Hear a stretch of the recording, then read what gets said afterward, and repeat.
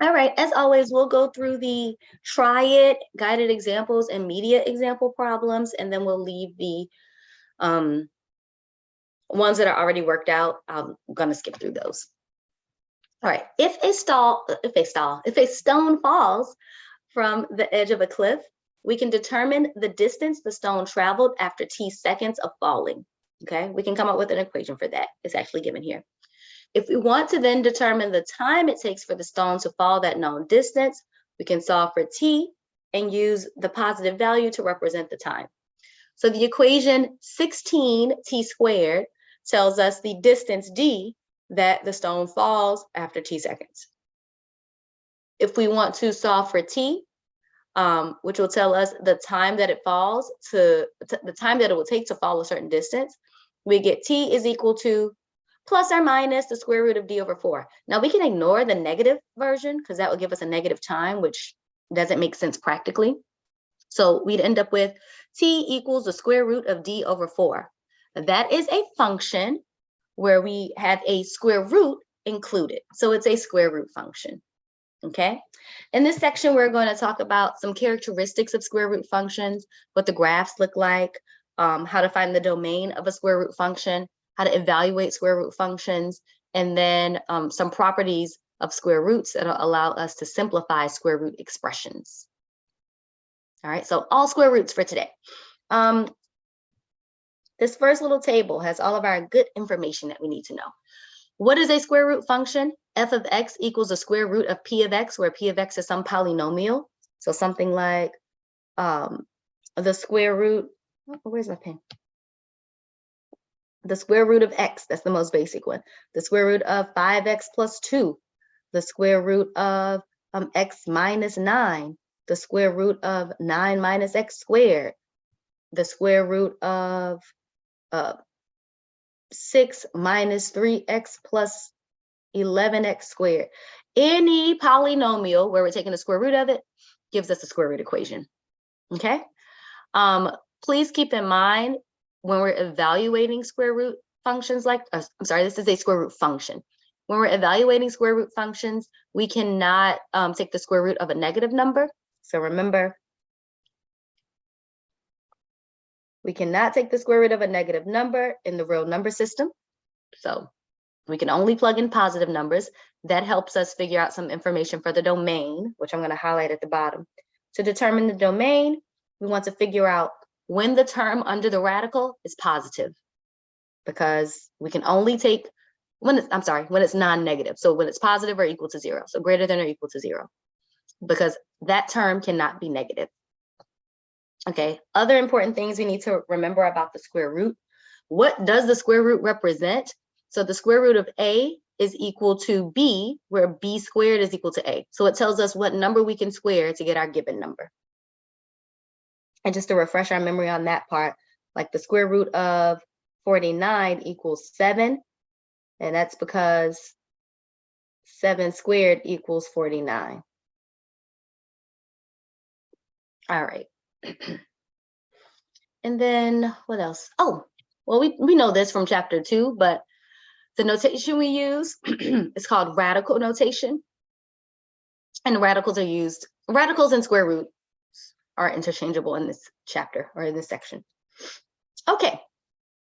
Now that we have all of this good information, we can jump into our problems. All right, so for problem number 1, we are given square root functions that we're asked to evaluate at certain points.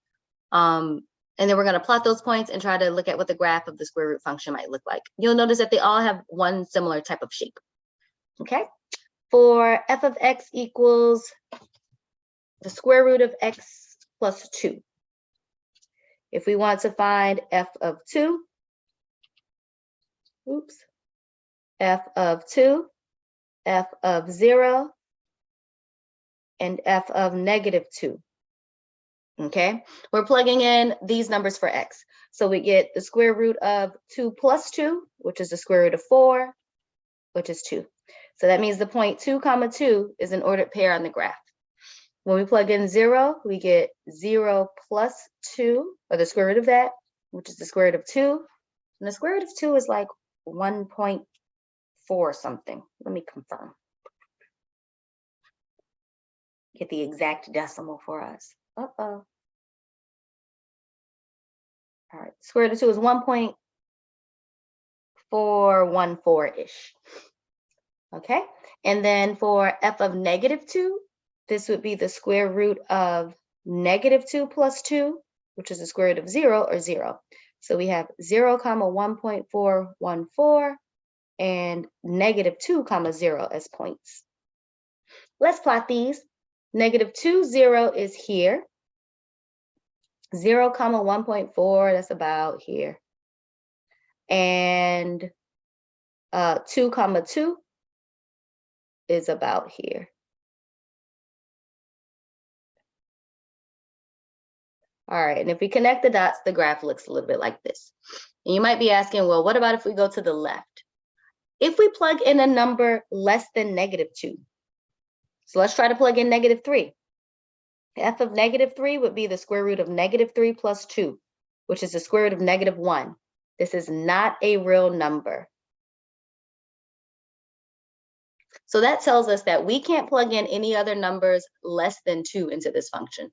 So the graph starts at -2, 0, and then increases slowly and concaves down as it goes to the right. All right, let's use some different colors.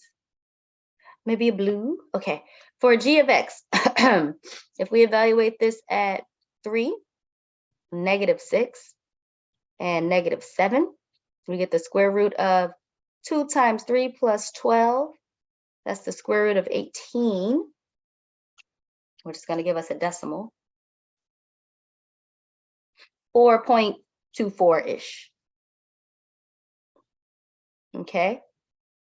G of -6 would be 2 times -6 plus 12. That's the square root of 0, which is 0. And then g of -7 would be the square root of 2 times -7 plus 12, which is the square root of -2. That's not a real number. So this point isn't on the graph. All right.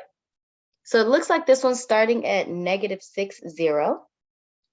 And then we also know that 3, 4 point something is on the graph. And then we know that the graph is going to slowly increase and then go through here. All right. Last one.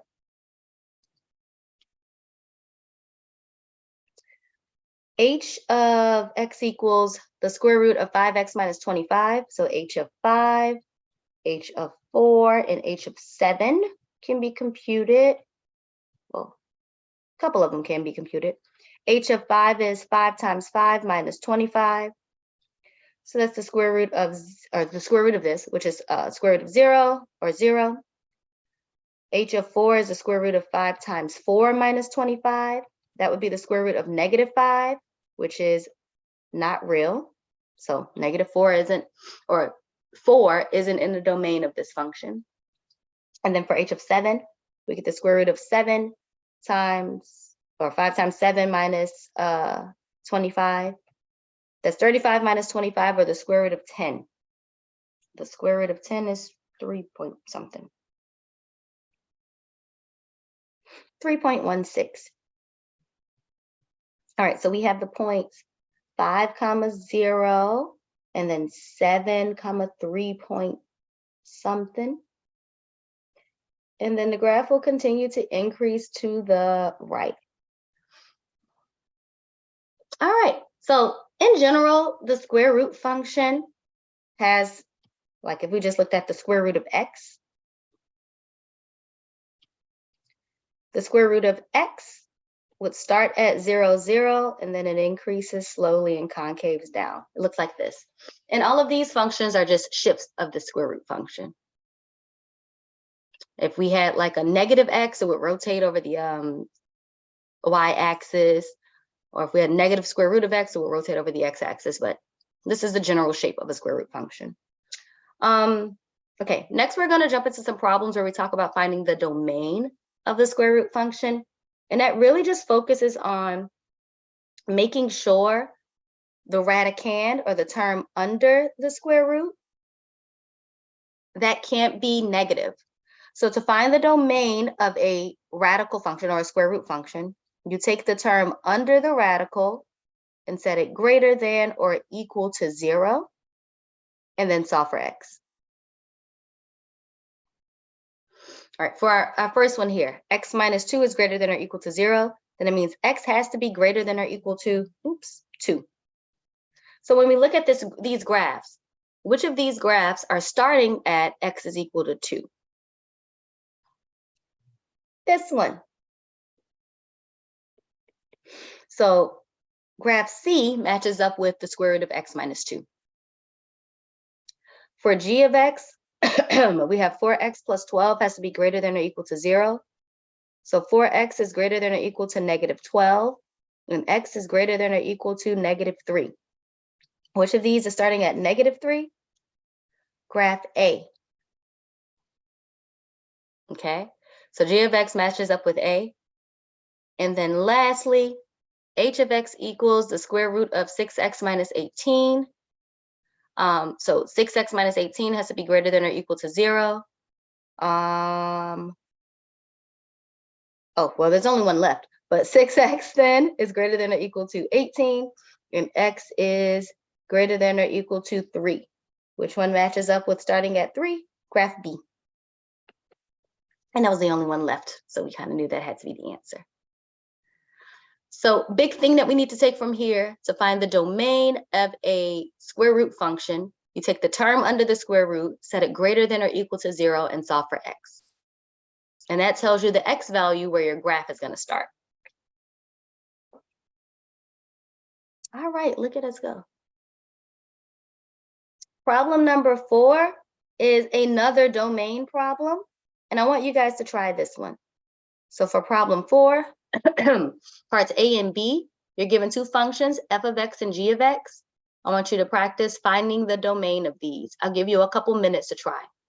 For part B, you're also asked to sketch a graph of the function. Sorry.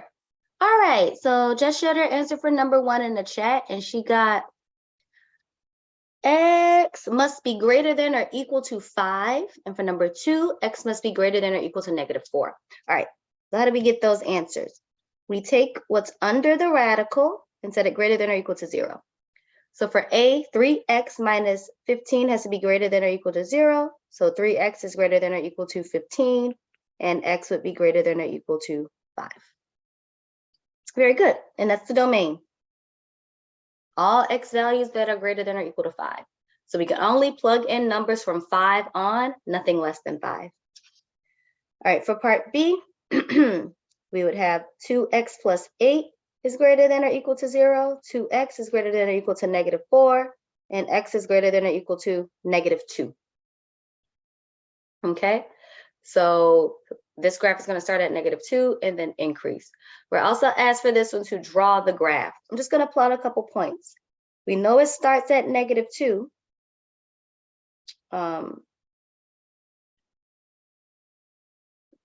Is that right? Oh, no, I'm sorry. I wrote the wrong number. Starts at negative 4. 2x is less than or equal to negative 8. And then if we divide by x, x is less than or equal to negative 4. I'm sorry about that. And then we'll have, if we just plot a couple of points, g of negative 4, g of 0, g of positive 4. Let's see what we get. Why did I say g and write f? I'm going to blame it on my head cold. All right. So g of negative 4 is going to be 0. The square root of 2 times negative 4 plus 8 is equal to the square root of 0, which is 0. So negative 4 is 0 is a point on the graph. G of 0 is 2 times 0 plus 8. That would be the square root of 8, which is a little bit less than 3. So approximately, I don't know, 2 point something. Let me find out, 2.8, 2.9, 2 point something.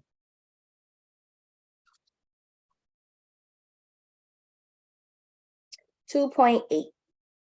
3. All right, and then g of 4 would be 2 times 4 plus 8. That's the square root of 16, which is 4. So 4 is a point. 0, 2.83 is a point. And then we start at 0 and the graph will increase slowly like this. All right. So now that we know what a square root function looks like, we know how to find the domain of a square root function, and we have an idea of what the graph looks like. We're going to next talk about properties of square roots that will allow us to multiply square roots and simplify square root expressions. It's the product property, and it can be used 2 ways. 1, if you start off with the square root of 2 things being multiplied, so a times b is under the radical, you can separate that to 2 separate square roots. So the square root of a times the square root of b. This is only when the things are being multiplied, okay? You can also go the other way. If you start off with 2 separate square roots being multiplied, you can combine those into 1 square root.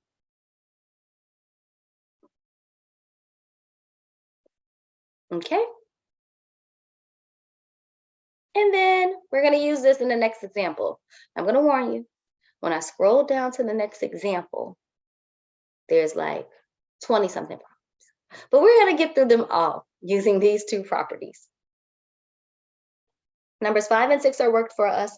So we're going to jump straight to number 7, which is the last problem in this section. And as you can see, there are lots of radicals here that we have to simplify.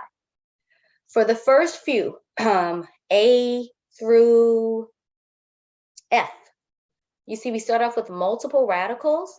We want to multiply them together and write them as 1 radical expression if possible. And then for G through R, we start off with 1 radical, and we want to expand and simplify that by breaking up the number under the radical. Okay, so we'll talk about techniques for doing these. As we're going through, as always, jump in if you are unsure about anything. And all right, let's start off with these first 2. The square root of 2 times the square root of 7. This would be 1 square root of 2 times 7, which is the square root of 14. So we can combine those. Pretty easy. Similarly, the square root of 5 times the square root of 11, that would be the square root of 5 times 11, which is the square root of 55. All right. And then for part C. So here we're kicking it up a notch. We have some square roots and constants. Still works the same way. You'll multiply the constant by itself and then combine the square roots. The square root of 7 times the square root of 3. This would give us 3 times the square root of 7 times 3, which is 3 times the square root of 21. So you just write the 3 on the outside to be multiplied by the radical. And then for 3 root 2 times root 13, this would be 3 times the square root of 2 times 13, which is 3 times the square root of 26. All right. And that's it. That's the answer for these. All right, and you might be thinking, this is too easy. Are we sure this is all? For these problems, yeah, that's all. For the terms that are under the radical, if they're being multiplied, you can just multiply the radicands, the things under the radicals, and put them under 1 square root. All right, any questions about this page before we jump to the next page?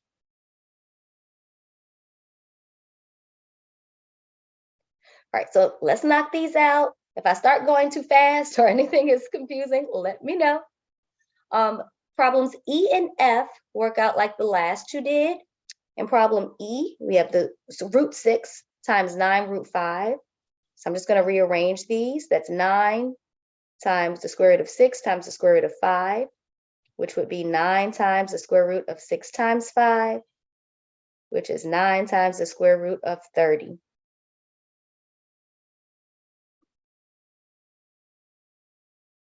That's it. We're all done. And then for part F, well, what if we have 3 radicals that are being multiplied? Then we'll multiply all 3 of those terms together and put them on one radical. So this one would be 17 times the square root of 2xy.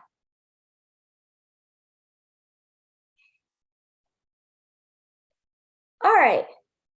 So these were all problems where we started off with multiple radicals and we combined them to simplify into an expression that only contains one radical.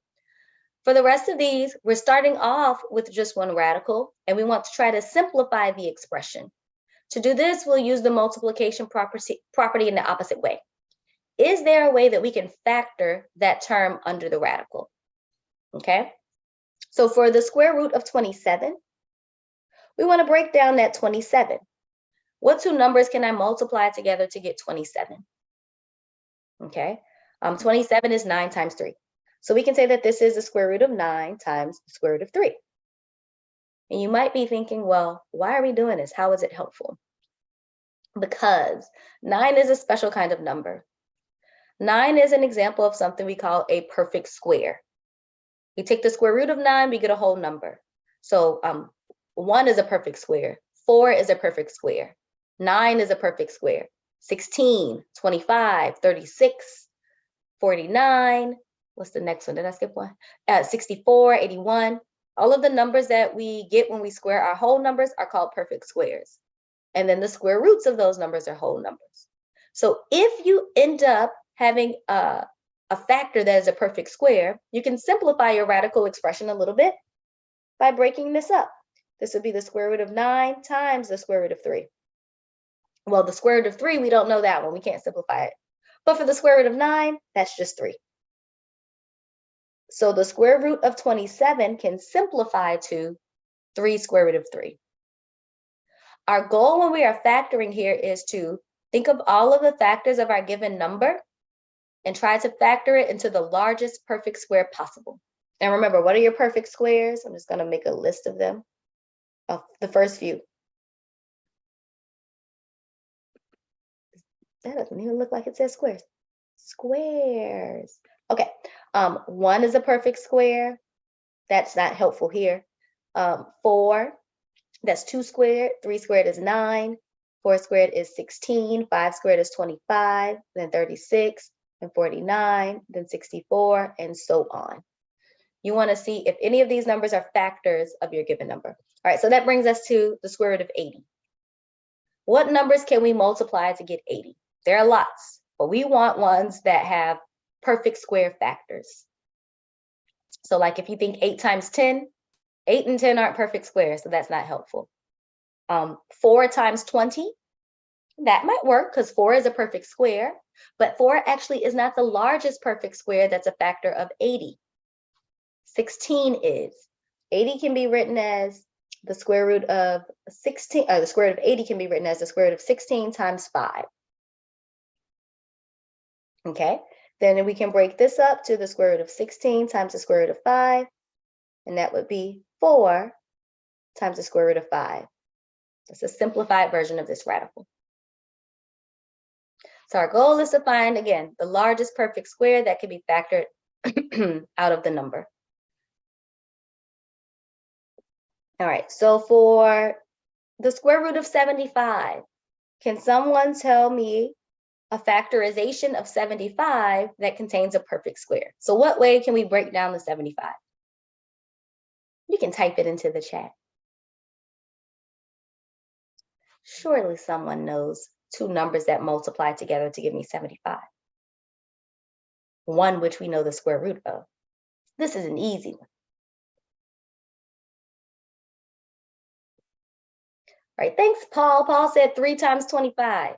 Yes, so 75 is 25 times 3. 25 is a perfect square. So when we do the square root of 25 times the square root of 3, we can simplify this to 5 root 3. Oops. Very good. All right, so G, H, and I are examples of numerical square roots that can be simplified by factoring out the square root of a perfect square factor, okay? For J, K, L, and N, these just have variables, okay? So you might be thinking, well, how do I simplify a variable? How do I factor y cubed?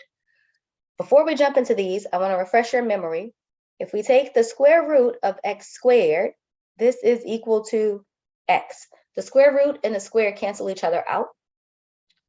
So x squared is a perfect square. So for all of these variables, we want to break down the variable term to squares. See how many perfect squares we can pull out. For example, y cubed, that can be written as y squared times y. Then the square root of y squared times the square root of y gives us y root y. That's our simplification here. For the square root of x to the fifth, well, x to the fifth can be broken down to even more perfect squares. That's x squared, which is 2x's, plus another x squared. Now we have 4x's, and then times an x. So when we break this down, we have 2 square roots of x squareds. We can pull out an x from here and an x from here, and this will simplify to x squared times the square root of x.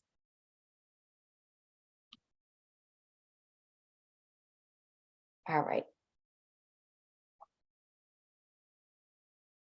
Next one, m to the fourth. We'll work this out the same way. M to the fourth is m squared times m squared. So we'll get, which is a square, perfect square right there. M squared, the square root of m squared times the square root of m squared, which is m times m, or m squared. You could have also used properties of exponents, excuse me, you guys, to simplify. I have a question. Mm-hmm. For k, because we had x to the power of 5, why couldn't you do like x to the third power and then the x to the second power? Like, why did it have to be squared? You can do that, but it won't be simplified all the way. You'll still have more work to do after. So she's saying, okay, can we write this as x squared times x cubed? Sure. But then x cubed, or the square root of x cubed, can be broken down even more. The square root of x cubed isn't simplified. Look at what we just did in J. Y cubed was y times the square root of y. So x cubed would be x times the square root of x. So this isn't wrong. You'll just have more steps, because you still have to break down that cube to x squared times x. The goal is to pull out all of the perfect squares that we can. Okay, so then we'll have x times the square root of x squared times the square root of x. We still get the same answer, just with a few more steps this way. All right, does that answer your question, Jess? Yes, thank you. You're welcome. All right. So that's not wrong. You could have solved the problem that way as well. All right, and we have one more that just has variable terms, n to the eighth. 8 would be n squared, then n squared, then n squared, and then n squared. Now, sometimes when I do this, I don't break it up. I don't, from showing work. This is just a different way you can show your work. We know that every time there's an n squared, we're going to be able to get an n outside of the square root. So that's 1n, 2n, 3n, 4n's. This is going to be n to the fourth power when we multiply them all together. You can show your work this way as well.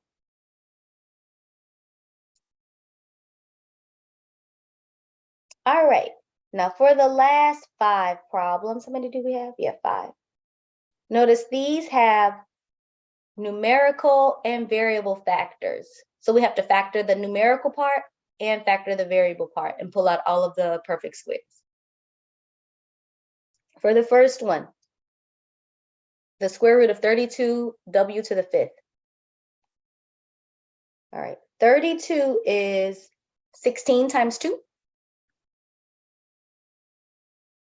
And then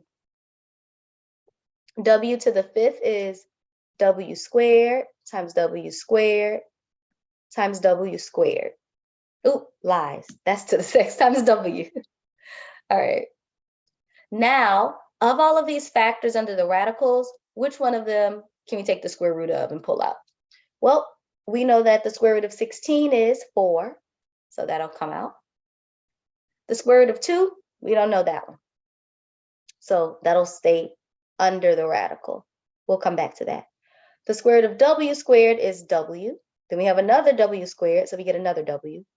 And then still left under the radical, we have 2w.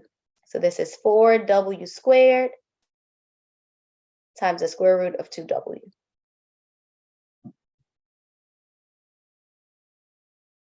And we'll use the same technique for all of the rest of these. All right, on to 48. I'm not 48. Oh, the square root of 48 x to the 7th. 48 is 16 times 3. And then for x to the 7th, we'll have x squared, x squared, x squared, and then another x. All right, so what can we pull out? The square root of 16 is 4. The square root of x is x. The square root of x squared is x. The square root of x squared is x. The square root of x squared is x. And then left under the radical, we still have a 3x.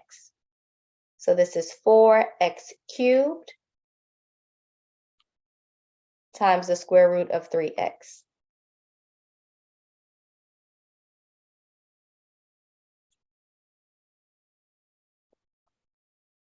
Why didn't I circle that one? Okay. Again, if you have any questions about any of this, or you're unsure of how I'm canceling these things, or how I determine what's under the square root and what's not, please don't hesitate to jump in. All right, then it's 2:30 already. All right, 45, the square root of 45 z cubed. This is the square root of, sorry, I've been writing them over here. The square root of 45 is 15 times 5, but that doesn't help. 15 times 3, but 9 times 5. I'm sorry. And then z cubed is z squared times z. So we're able to pull out the square root of 9, which is 3. The square root of z squared is z. And then we still have a 5 and a z left under the radical.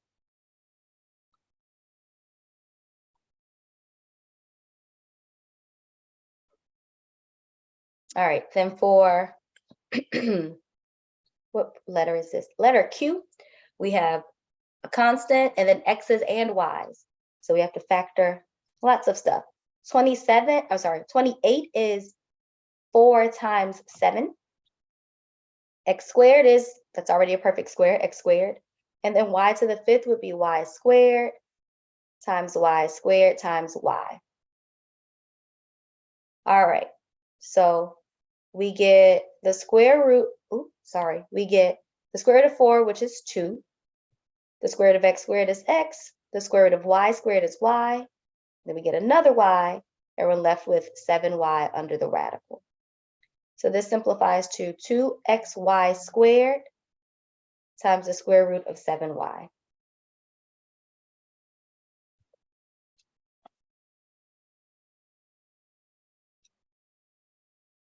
All right, last one, the square root of 20m into the 7th. 20 is 4 times 5. M is just going to be there. We can't break that down anymore. But into the 7th is n squared, n squared, n squared, and another n. So we'll end up with the square root of 4, which is 2. We get 1 n, 2 n, 3 n's, n times n times n.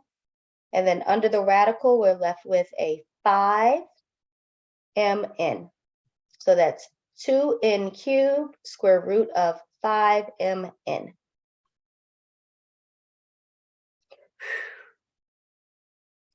All right, y'all, we did it. We made it through everything in 6.1. Any questions about this example or any of the parts here with using the multiplication property to simplify radical expressions or multiply radical expressions?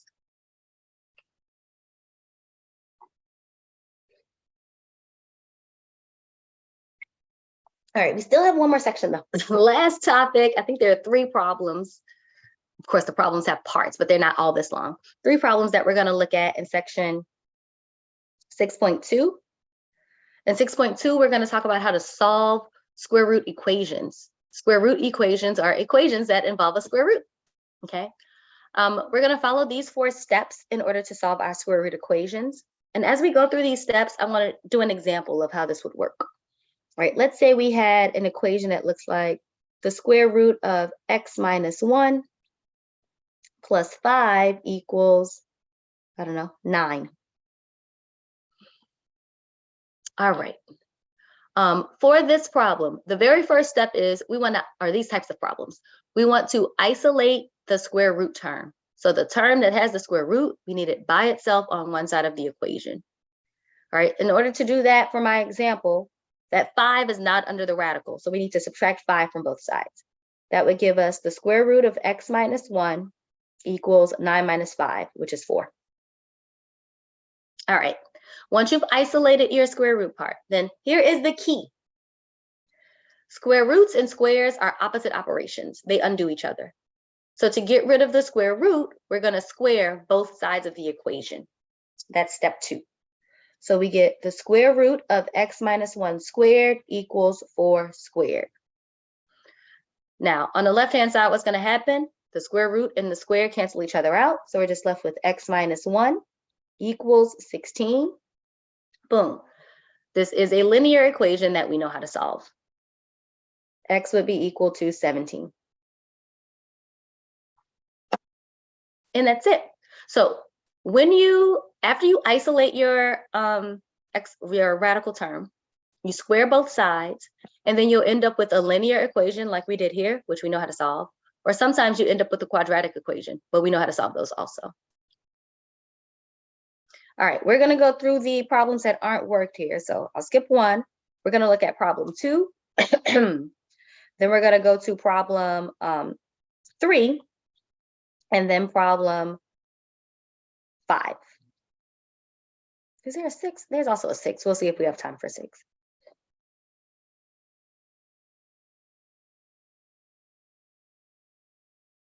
All right, so we'll start here. For all of these equations, we are isolating the radical term, squaring both sides, and then solving the resulting equation. And then you want to check your answers because sometimes you get extraneous solutions. All right, for problem 2A, 3A, the square root of 2x minus 1 equals 7. The radical is already isolated, so we can go straight to squaring both sides. 2x minus 1 squared equals 7 squared. That would be 2x minus 1 equals 49. And then from here, we know how to solve this equation. We can add 1 to both sides, and that'll give us 2x equals 50. And then divide both sides by 2, and that gives us x is equal to 25.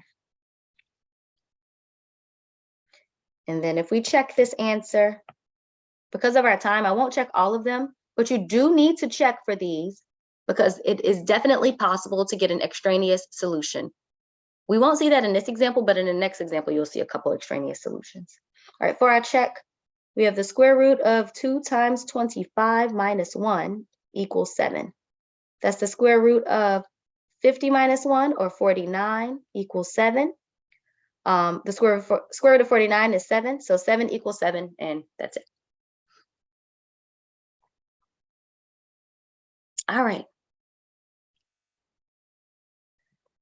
Then on to B, same idea for all of these, but for B, our exponent, or for B, C, and D, I keep saying exponential, but radical term is not isolated, so we have to do a little bit of work before we square. For B, we need to add the 9 to both sides, so we get the square root of 5y minus 4 equals 9. Then from here, we can square both sides.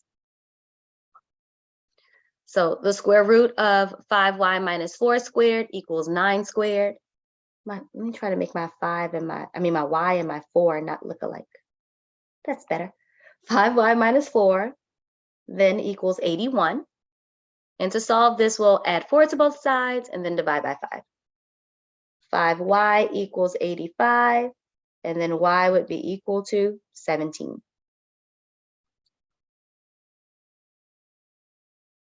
All right, 2 more here. For part C, the square root of 2 minus x plus 1 equals 5. We start off by subtracting the 1 from both sides.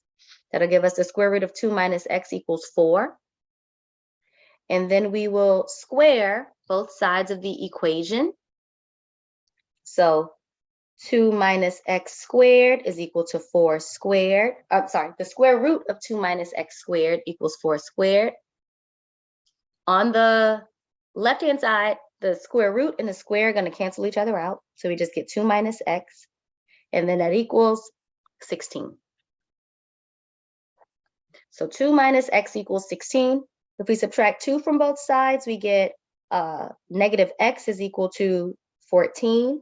And then if we divide by negative 1, x is equal to negative 14.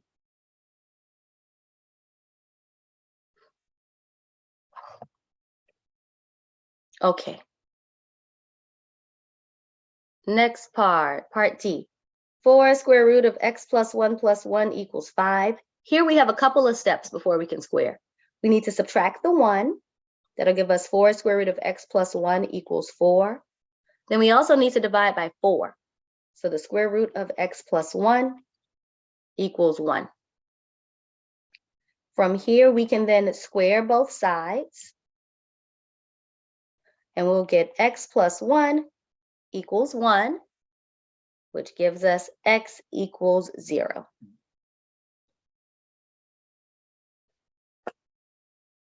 All right, not so bad, right? Any questions about problem 3? I'm sorry, I just lost I lost it on D real quick. What did you do with the 4 that was in front of the radical? What do we do to get rid of 4s that are being multiplied by something? The opposite, divide by 4 to get rid of it. So it's just like any other time where we're solving an equation. If there's an operation being done, we have to undo it. So like that 1 was being added, so we subtracted 1. That 4 is being multiplied, so we're going to divide by 4. Good question. Any other questions?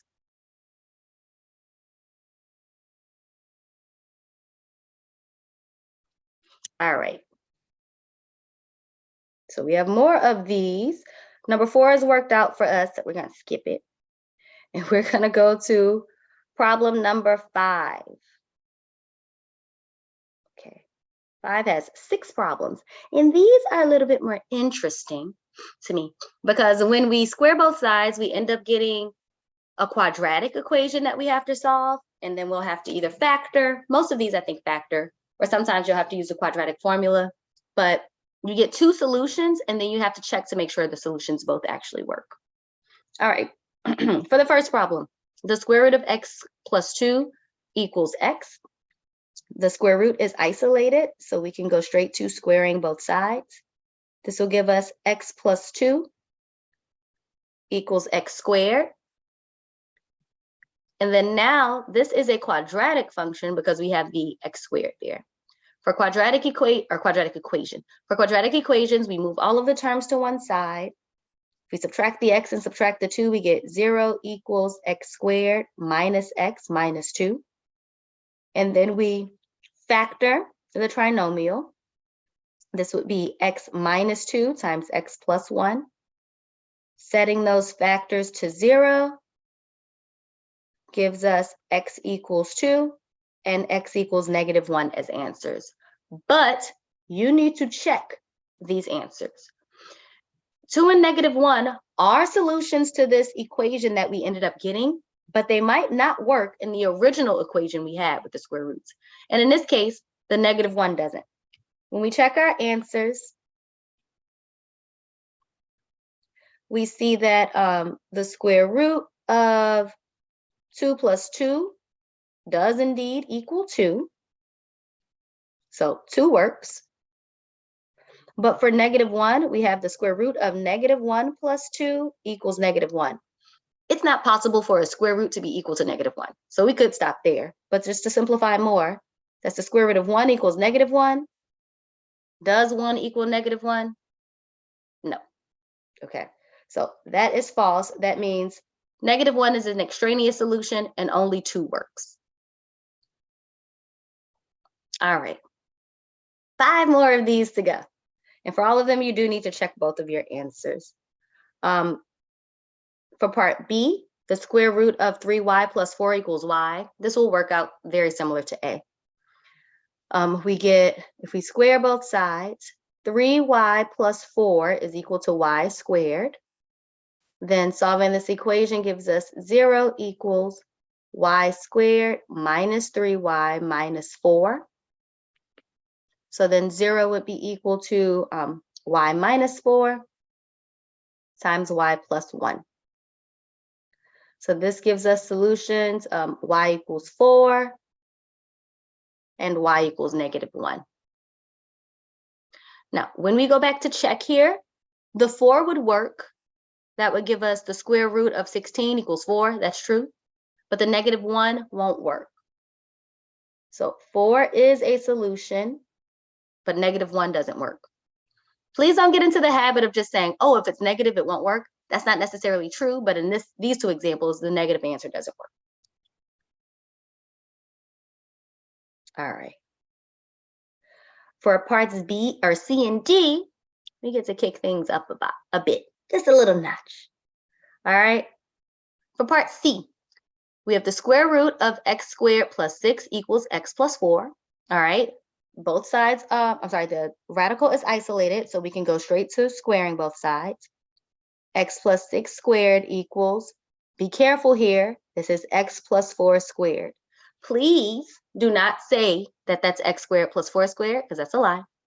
We need to actually expand and FOIL this out. I'm sorry, so this would be x plus 6 on the left-hand side equals x plus 4 times x plus 4. So that's x plus 6 equals x squared plus 8x plus 16. Are those numbers right? Yes, those numbers are right. All right, so be sure that you square your binomials the correct way. Use the FOILing method. All right, from here, x plus 6, the x gets subtracted and the 6 gets subtracted, so we get 0 equals x squared plus 7x plus 10.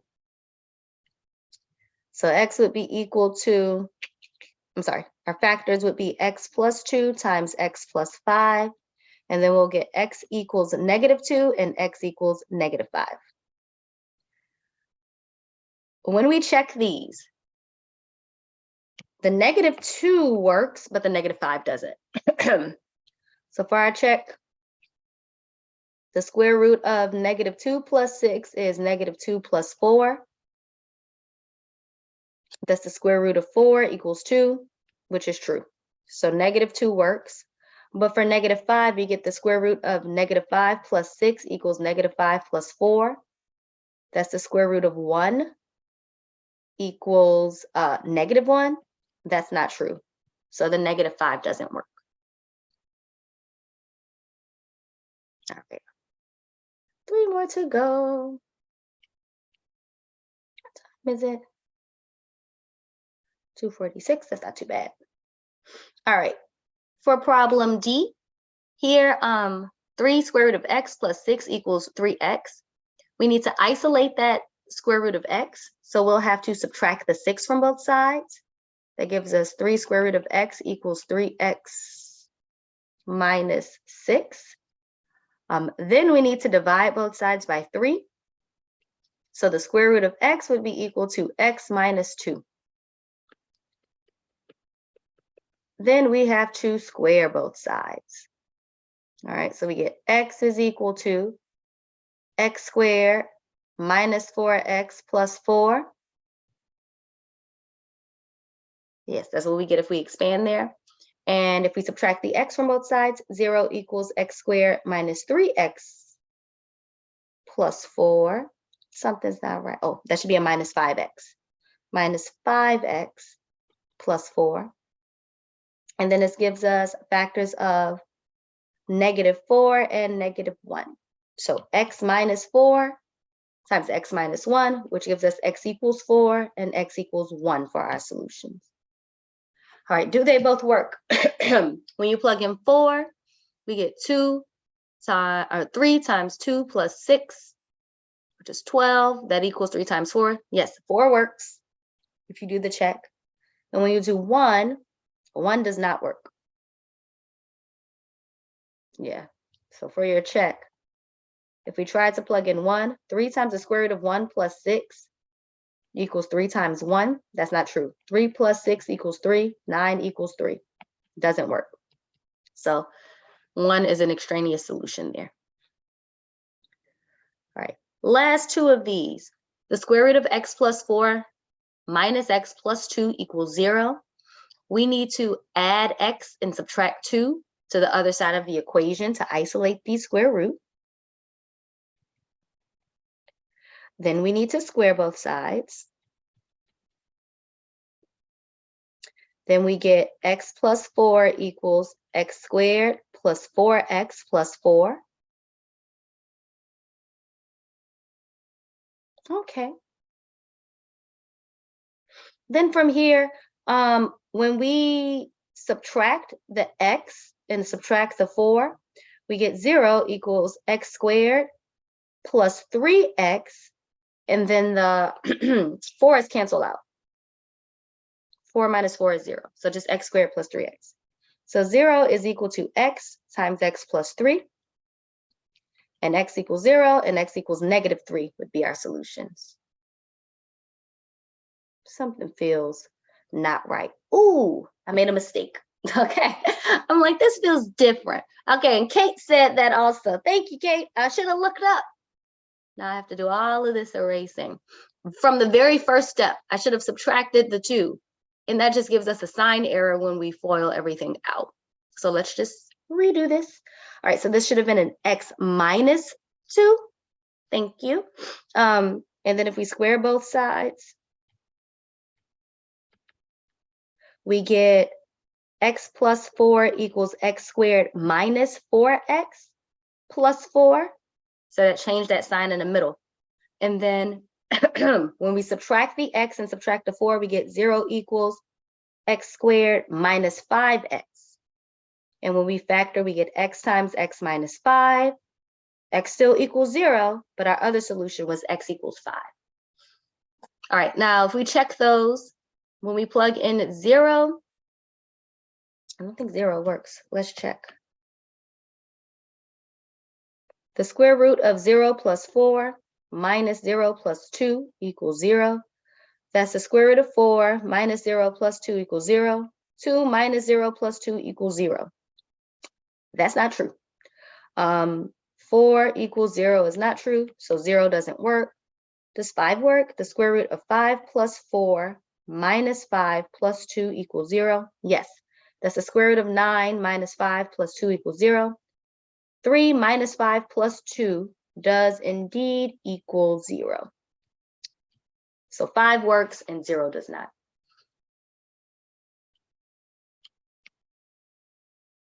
All right, last one of these. Now this one is not written as a radical. It's written as a exponential function or exponential equation. But remember, the 1/2 power is the same as the square root. So if we rewrite this, this is just the square root of x plus 2 equals x. Then we square both sides. X plus 2 is then equal to x squared. And then I get 0 equals x squared minus x minus 2. Gotta be careful this time. I feel like we had this problem earlier. So we get 0 is equal to x minus 2 times x plus 1. And 2 and negative 1 are our solutions. When we try to plug in negative 1, we'll get our square root is equal to a negative number. So that won't work, but the 2 will work. All right, we did it, guys. We're done. Oh, wait, actually, I'm sorry. We have one more problem. There's one more example. And for this one, we're also going to show a graphical solution. It'll only take a couple minutes, though, and we'll be done. All right, so for our very last example of the course. Uh-oh. Perfect timing because the iPad can't take anymore. We're going to solve 1 plus the square root of 7 minus x equals x. If we subtract 1 from both sides, this gives us the square root of 7 minus x equals x minus 1. Then we need to square both sides. So the square root of 7 minus x equals x minus 1 squared.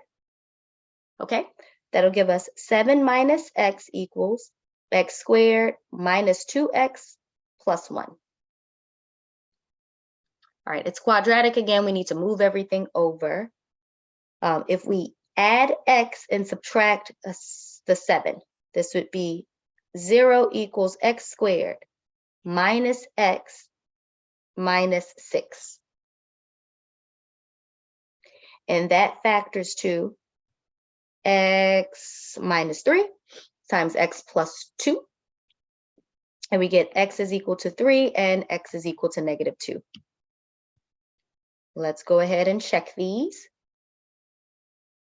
For my check, when I plug in 3, 1 plus the square root of 7 minus 3 equals 3. That's 1 plus the square root of 4 equals 3. 1 plus 2 equals 3. That is true. So 3 works. And when we plug in negative 2, 1 plus the square root of 7 minus negative 2 equals negative 2. That's not going to be true. 1 plus the square root of 9 equals negative 2. Well, no, 1 plus 3 is not equal to negative 2. That's false. So that one's extraneous. All right, so we know how to solve this. Let's just show graphically that this actually does work. We'll graph the left-hand side and the right-hand side of the equation separately. One will be a square root function. The other will be a line, y equals x, and we'll show that they should intersect when x is equal to 3. Let's go to Desmos and do this. And I think I still have this typed in. Hey, success. Let's change our window. All right, so when we change the window, we see this green curve is the square root function. Because we have a 7 minus x there, x has to be less than or equal to 7 in order for it to be defined. If we have anything bigger than 7, we end up with a negative under the square root, so that doesn't work. And we see that the line and the curve cross when x is equal to 3. So that's our solution.